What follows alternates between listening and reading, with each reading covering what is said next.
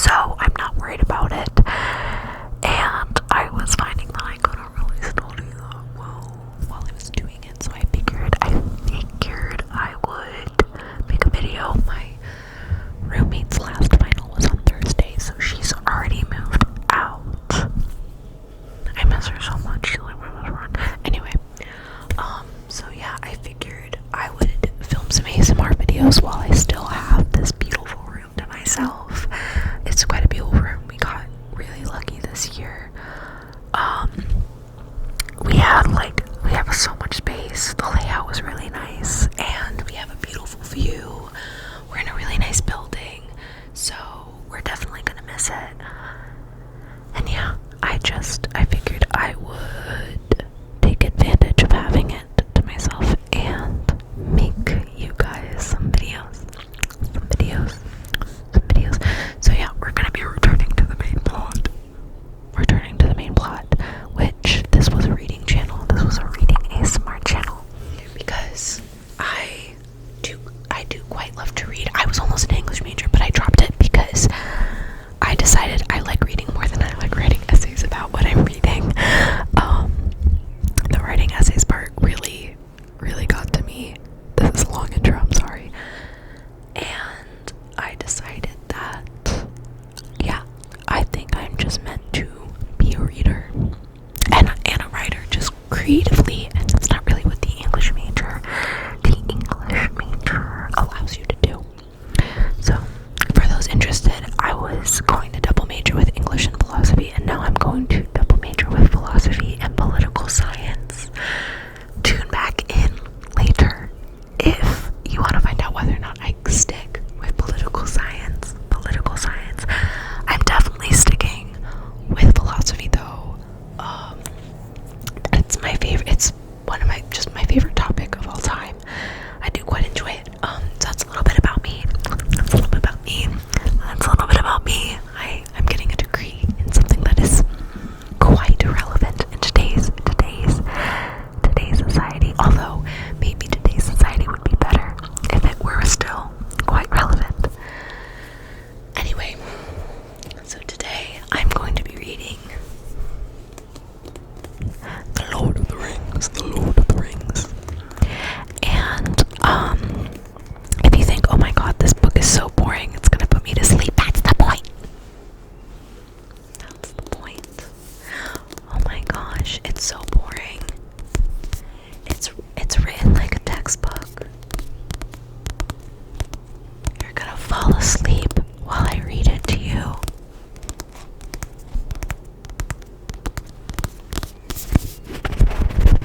That sounds perfect. I don't know about you. That sounds perfect. It smells like the Harry Potter books.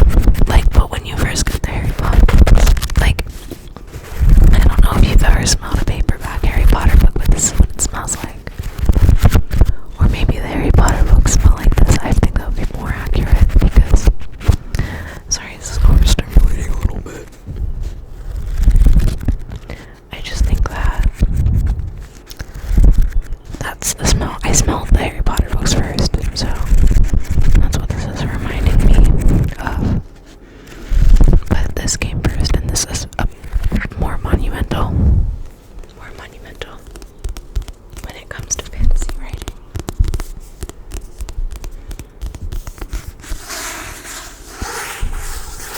Okay, I know what you're saying. It's been 6 minutes, and you only introduced the book within like the last minute or so, and you're just playing with it and scratching it and tapping on it, and you're not reading. We've lost the plot again. Well, let's get back into it. I did already kind of start it, but I'll start again for you guys. Do you hear that spine though?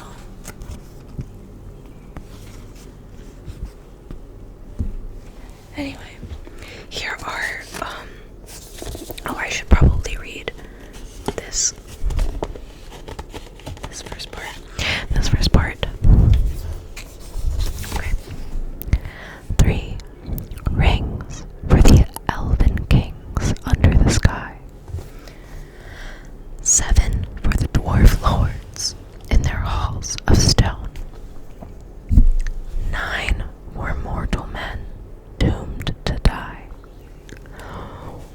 one for the Dark Lord on his dark throne. In the land of Mordor, where the shadows lie, one ring to rule them all. One ring to find them. One ring to bring them all, and in the darkness bind them. In the land of Mordor, where the shadows lie. Where the shadows lie.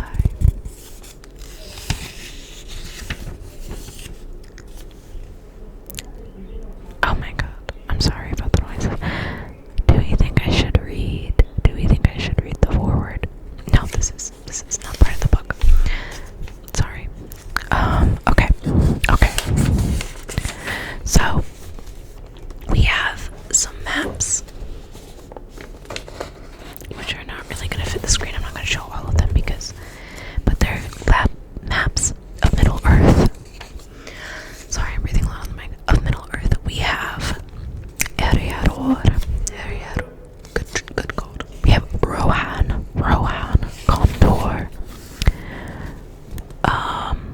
Rovanian. I actually don't. Or I guess Mirkwood is like the main place there that I think was important, if I remember. Mirkwood, Mordor, which is right next to Gondor, and Rohan. And yeah, and then we have obviously the Shire, which is in Eriador. And yeah, that's the west of Middle Earth, mind you. And yeah, I've watched all the movies, but I've never read the books. I think I started reading The Hobbit, or I had The Hobbit read to me when I was a kid, but that's where the book. Oh, we're 10 minutes in. Let me start reading. Good God. Anyway, prologue. Concerning hobbits. This book is largely concerned. Oh, let me put this down a little bit.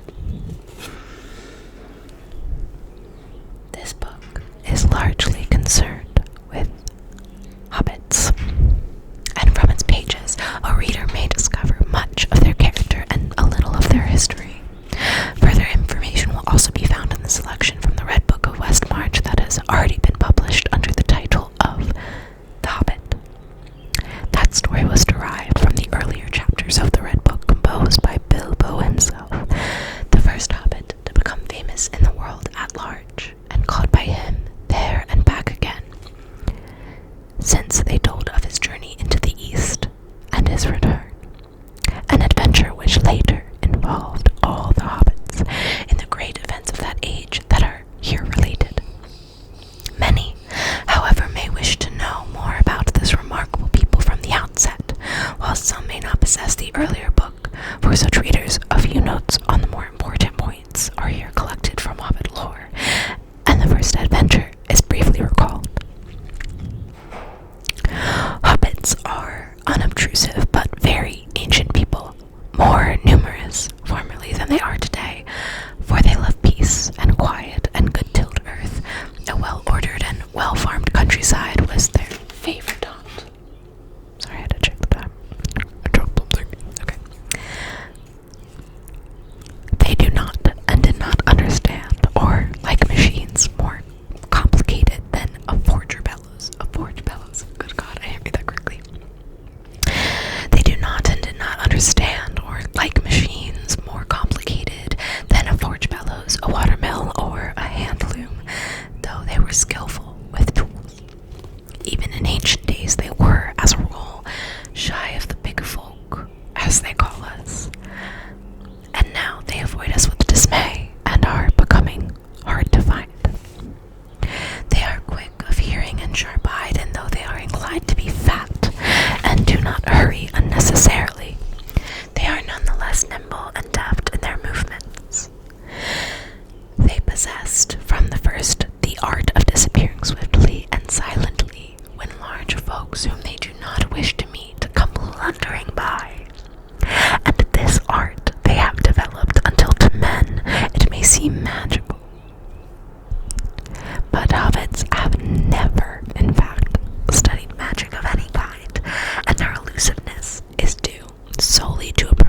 exceptional skill, that hereditary in practice, and close friendship with the earth have rendered inimitable by bigger and clumsier races. For they are a little people, smaller than dwarves, less stout and stocky, that is, even when they are not actually much shorter, their height is variable, ranging between 2 feet, 2 and 4 feet of our measure. They seldom now reach 3 feet, but they have dwindled. Yes, they have dwindled, they say, and in ancient days they were taller. According to the Red Book, Bandobras took the Bull Roarer, son of Isengrim II, was 4'5" and able to ride a horse. He was surpassed in all Hobbit records only by 2 famous characters of old, but that curious matter is dealt with in this book. As for the hobbits of the Shire, with whom these tales are concerned, in the days of their peace and prosperity they were a merry folk.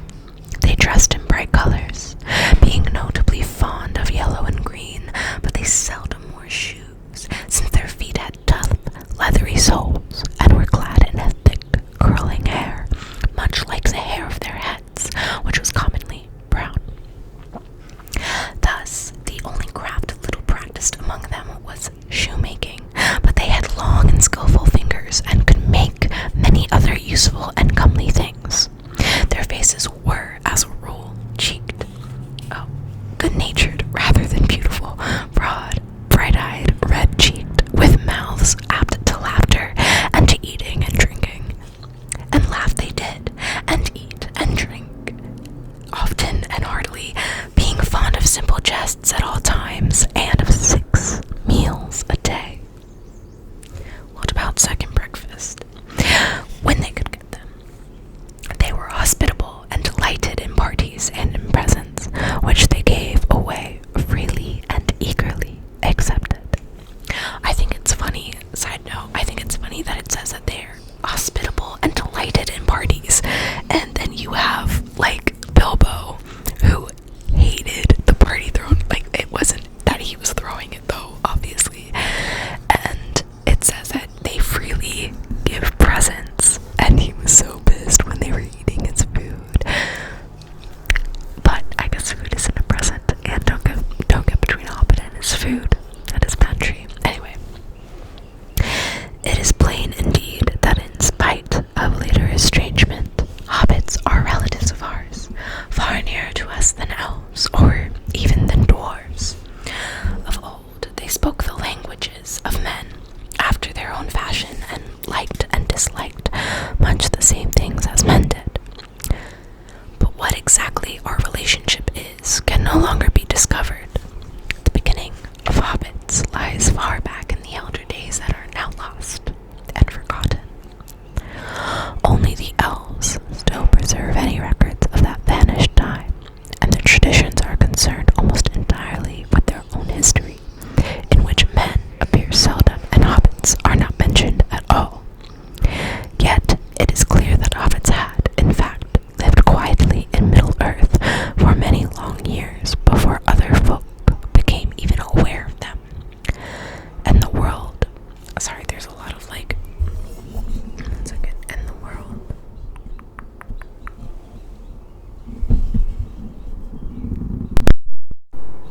Hi, this might be better to do. Okay.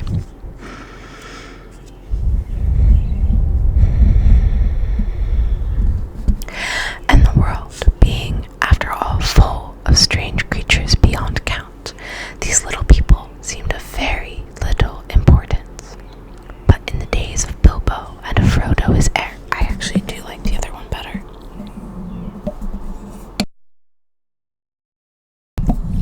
Sorry, we're moving around a lot. Okay.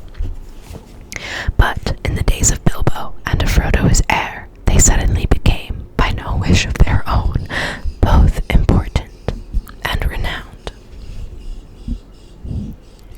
and troubled the councils of the wise and the great. Okay, I forgot that part. Okay. They suddenly became, by no wish of their own, both important and renowned, and troubled the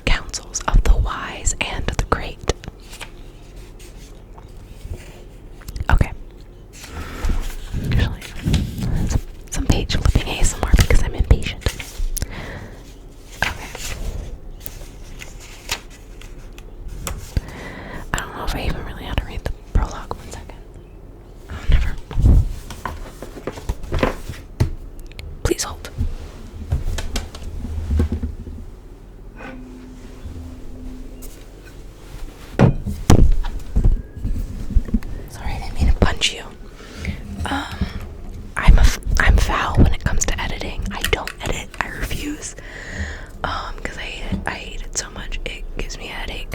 1 second.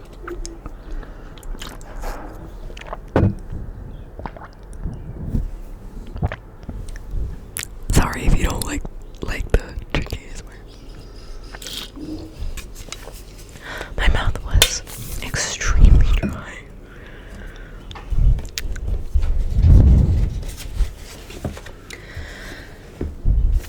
If you don't like breathing on the mic, I'm so sorry.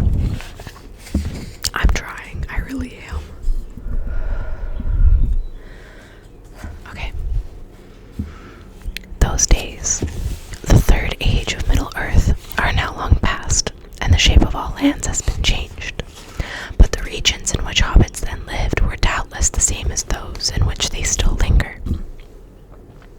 The northwest of the old world, east of the sea, of their original home, the hobbits in Bilbo's time preserved no knowledge.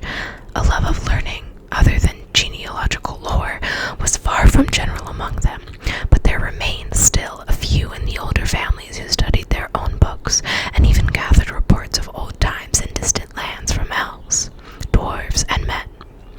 Their own records began only after the settlement of the Shire, and their most ancient legends hardly looked further back than their wandering days. It is clear, nonetheless, from these legends and from the evidence of their peculiar words and customs, that, like many other folk, hobbits had, in the distant past, moved westward. Their earliest tales seem to glimpse the time when they dwelt in the upper vales of Anduin, between the eaves of Grinwood and the misty mountains. Why they later undertook the hard and perilous crossing of the mountains into Eriador is no longer certain. Their own accounts speak of the multiplying of men in the land, and of a shadow that fell on the forest, so that it became darkened, and its new name was Mirkwood. Before the crossing of the mountains, the hobbits had already become divided into three somewhat different breeds: Harfoots, Stores, and Valahides. The Harfoots were browner of skin, smaller and shorter, and they were beardless and bootless. Their hands and feet were neat and nimble, and they preferred highlands and hillsides. The Stores were broader, heavier in build, their feet and hands were larger, and they preferred flat lands and riversides. The Valahides were fair of skin and also of hair, and they were taller and slimmer than the others. They were lovers of trees and of woodlands. The Harfoots had much to do with dwarves in ancient times, and long lived in the foothills of the mountains. They moved westward early, and roamed over Eriador as far as Weathertop, while the others were still in the wilder land. They were the most normal and representative variety of hobbit, and far the most numerous. They were the most inclined to settle in one place, and longest preserved their ancestral habit of living in tunnels and holes. The Stores lingered long by the banks of the great river Anduin, and were less shy of men.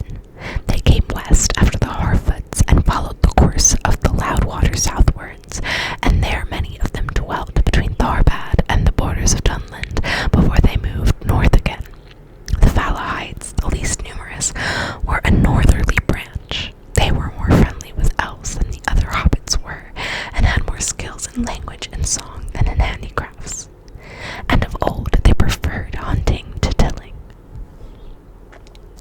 They crossed the mountains north of Rivendell and came down the river Horwell. In Eriador they soon mingled with the other kinds that had preceded them. But being somewhat bolder and more adventurous, they were often found as leaders or chieftains among clans of Harfoots or Stores. Even in Bilbo's time, the strong Valahidish strain could still be noted among the greater families, such as the Tooks and the Masters of Buckland.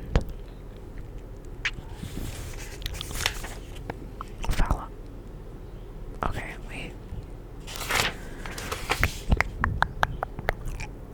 Okay.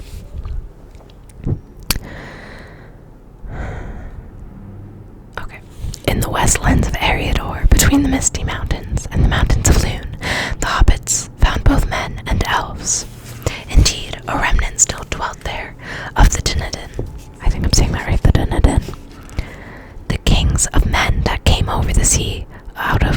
westerness, but they were dwindling fast, and the lands of their north kingdom were falling far and wide into waste.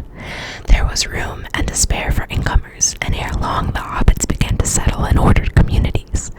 Most of their earlier settlements had long disappeared and been forgotten in Bilbo's time, but one of the first to become important still endured, though reduced in size. This was at Bree and in the Chetwood that lay round about, some 40 miles east of the Shire. It was in these early days, doubtless, that the hobbits learned their letters and began to write after the manner of the Dunedain, who had in their turn long before learned the art from the elves.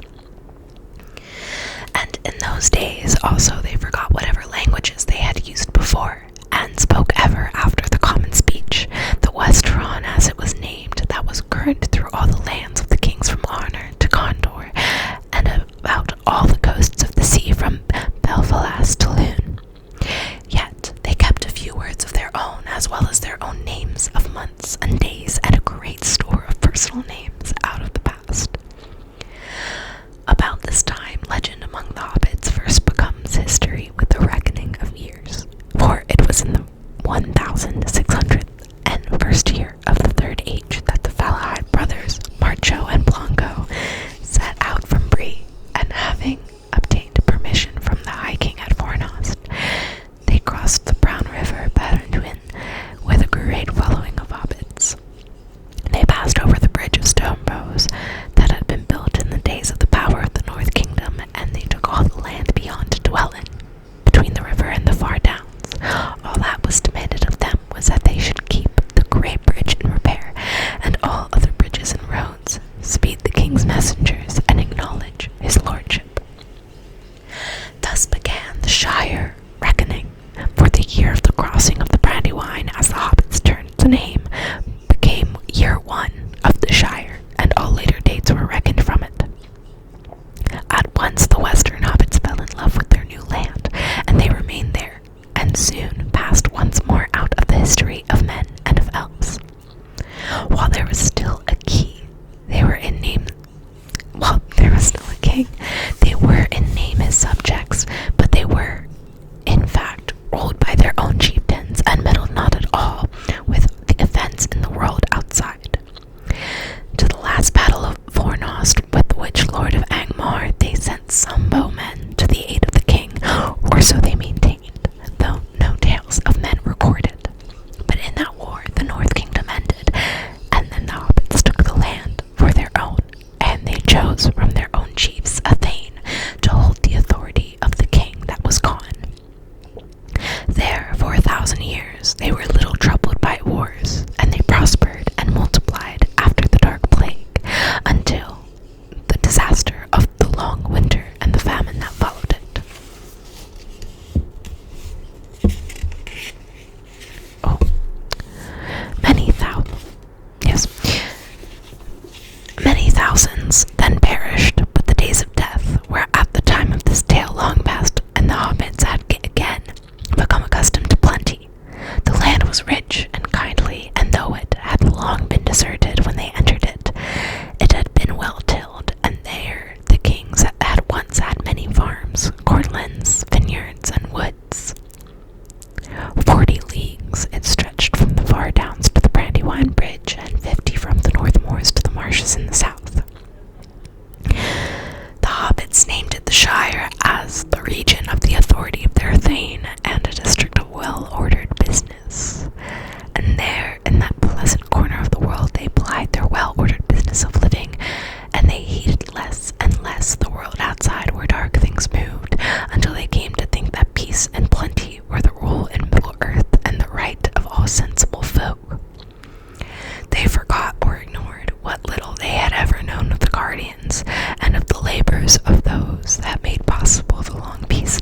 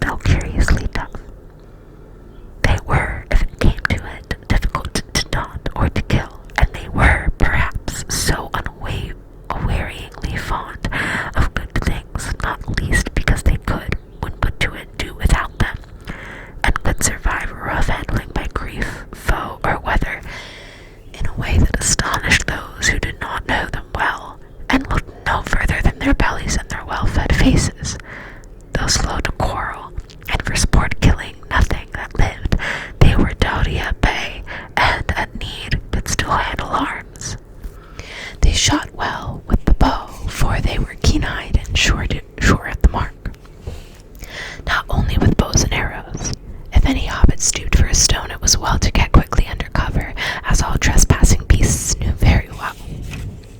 All hobbits had originally lived in holes in the ground, or so they believed, and in such dwellings they still felt most at home. But in the course of time, they had been obliged to adopt other forms of abode. Actually, in the Shire in Bilbo's days, it was, as a rule, only the richest and poorest hobbits that maintained the old custom. The poorest went on living in burrows of the most primitive kind, mere holes indeed, with only one window or none, while the well-to-do constructed more luxurious versions of the simple diggings of old, but suitable sites for these large and ramifying tunnels, or schmeals, I don't know, as they called them, were not everywhere to be found, and in the flats and low-lying districts, the hobbits, as they multiplied, began to build above ground.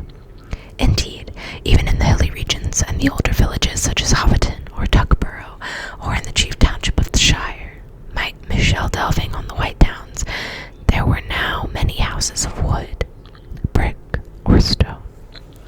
These were especially favored by millers, smiths, ropers, and cartwrights, and others of that sort, for even when they had holes to live in, hobbits had long been accustomed to build sheds and workshops. The habit of building farmhouses and barns was said to have begun among the inhabitants of the Marish, down by the Brandywine.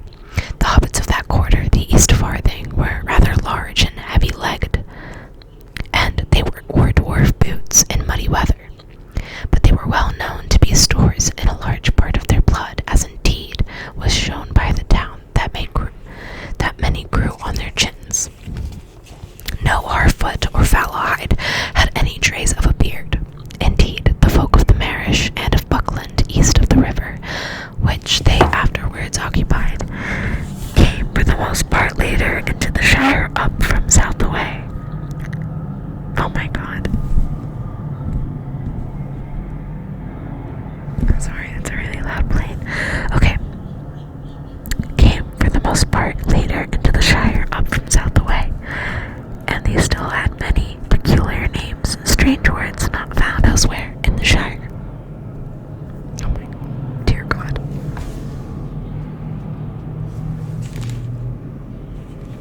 Okay, anyway. You guys, I hate editing, so this is all going in. It is probable that the craft of building, as many other crafts beside, was derived from the Dunedain, but the hobbits may have learned it direct from the elves, the teachers of men in their youth. For the elves of the High Kindred had not yet forsaken Middle-earth, and they dwelt still at the time at the Grey Havens away to the west, and in other places within reach of the Shire. 3 elf towers of immemorial age were still to be seen on the tower hills beyond the western marches. These shone far off in the moonlight. The tallest was farthest away, standing alone upon a green mound. The hobbits of the West Farthing said that one could see the sea from the top of that tower, but no hobbit had ever been known to climb it. Indeed, few hobbits had ever seen or sailed upon the sea, and fewer still had ever returned to report it. Most hobbits regarded even rivers and small boats with deep misgivings, and not many of them could swim. And as the days of the Shire lengthened, they spoke less and less with the elves, and grew afraid of them, and distrustful of those that had dealings with them. And the sea became a world of fear among them, and a token of death, and they turned their faces away from the hills in the west. The craft of building may have come from elves or men, but the hobbits used it in their own fashion. They did not go in for towers. Their houses were usually long, low, and comfortable. The oldest kind were, indeed, no more than built imitations of schmeals, thatched with dry grass or straw, or roofed with turfs, and having walls somewhat bulged. That stage, however, belonged to the early days of the Shire, and hobbit building had long since been altered, improved by devices, learned from dwarves, or discovered by themselves. A preference for round windows, and even round doors, was the chief remaining peculiarity of hobbit architecture.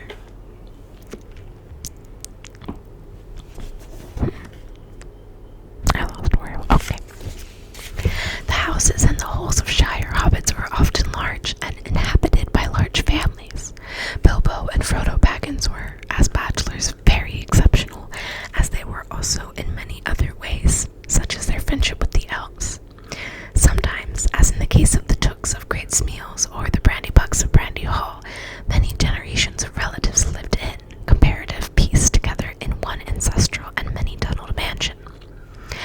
hobbits were, in any case, clannish and reckoned up their relationships with great care.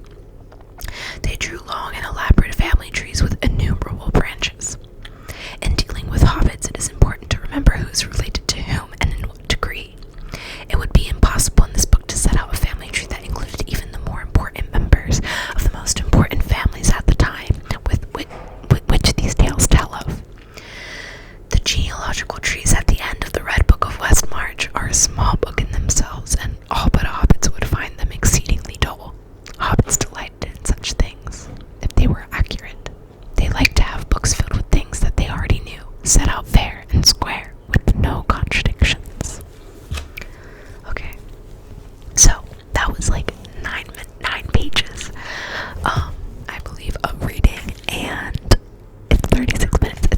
It's small though, like, and I guess it would only have been 26 minutes, because I took so long for the intro. But the next couple chapters include concerning by deed of the ordering of the Shire, of the finding of the ring, and then it goes into book 1.